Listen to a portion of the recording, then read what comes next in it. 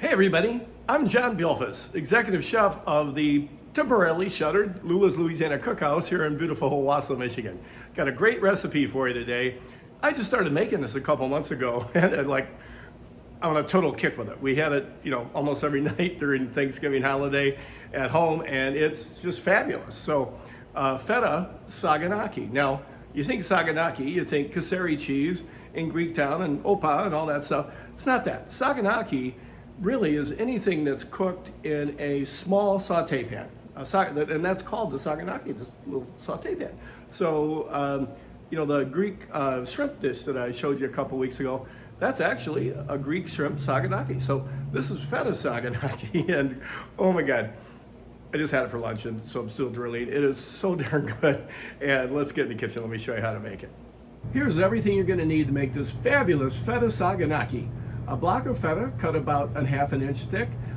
I lightly salted both sides of this and drained it on paper towels for about 15 minutes. This is a big serving, probably about 4 people. Salt, capers, those are optional. Red onion, sliced very thinly. Olives, that's optional. Grape or cherry tomatoes, a little red pepper flake, Greek oregano, or any oregano that you might have. In a couple of weeks, I'm going to have my Greek seasoning blend available for you online. And you're going to need some good quality olive oil. And you'll notice in the back, I've got a little bit of my Greek bread to soak it all up with.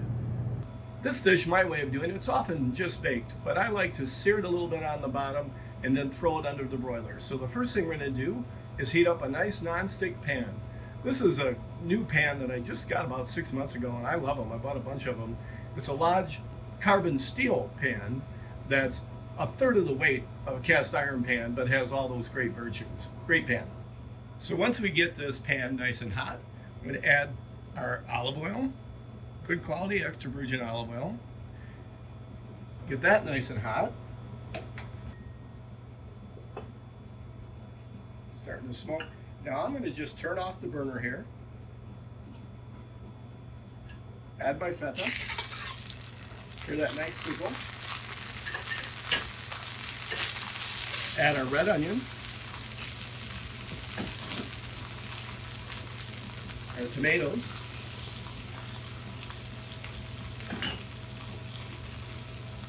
capers and olives, spread them around.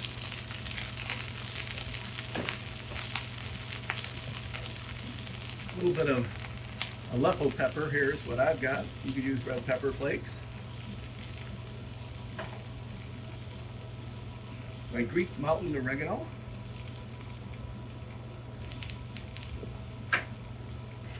Give it a nice splash. Good quality extra virgin olive oil over the top. And we're going to pop this under the broiler.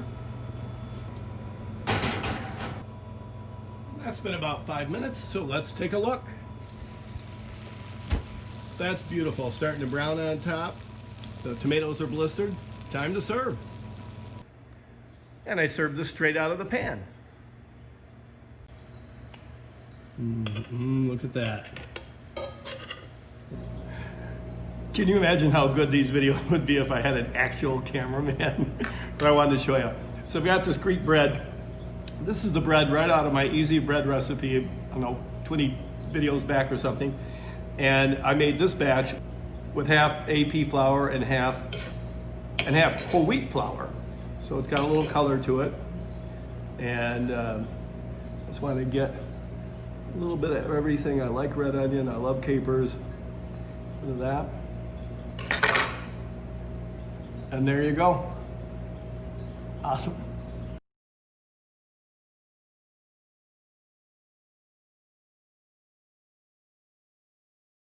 Okay, so there's an almost exciting episode of Scratch Cook with John. Couple weeks, watch for my Greek seasoning. It's coming out and it's going to be fabulous. It actually is fabulous. I just don't have the labels made yet. So that'll be coming. In the meantime, stay tuned. Keep watching. I've got more recipes coming for you from all around the world.